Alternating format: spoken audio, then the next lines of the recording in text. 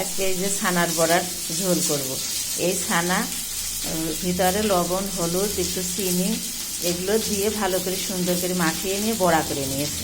আর এই যেখানে আলু ভাজি, এখানে জিরে, তেজপাতা তেলে দিয়ে এই যে আলু ভাজি, এটা ভালো করে ভাজা হয়ে গেলে রান্না করব। এই যে গরম গরম ভাত হচ্ছে, সাদা ভাত দেখেছি অনেকটা ভাজা ভাজা হয়ে গেছে। এবার কাঁচা ঝাল দিয়ে দিলাম। এর সাথে কিন্তু ঝালগুলো এই দেখো ভাজা হয়ে গেছে। এর ভিতরে লবণ, পরিমাণ মতো হলুদ, এবার একটু জল দিতে হবে অল্প একটু।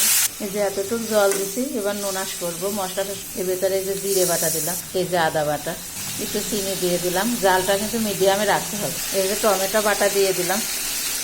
এই দেখো এবার ঢেকে দেবে এটা। এবার ঢাকনাটা তুলে ফেলতে হবে। এই দেখো এরকম হয়েছে। এবার জল শুকায় গেলে ঝোলের জল দেবে। আলুগুলো কিন্তু সিদ্ধ হয়ে গিয়েছে।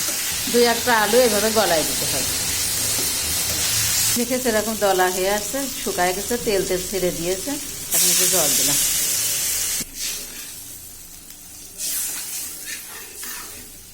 এবার কিন্তু হাই হিটে জাল দিতে হবে।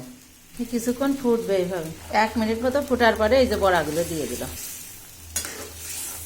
বড়াগুলো কীরকম ফুলে ফুলে উঠেছে দেখো, নরম হবে খুব।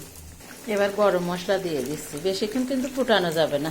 বড়া দিয়ে অল্প একটু ফুটেই নামানো হতে হবে। এই যে বন্ধুরা একটুখানি ঘি দিয়ে দিলাম। ঘি দিলেও পারো, না দিলেও পারো, এটা ইচ্ছা। রান্না কিন্তু পুরো কমপ্লিট। এবার নামায় ফেলবো। এই যে বন্ধুরা নামায় রেখেছি। দেখো কত সুন্দর হয়েছে।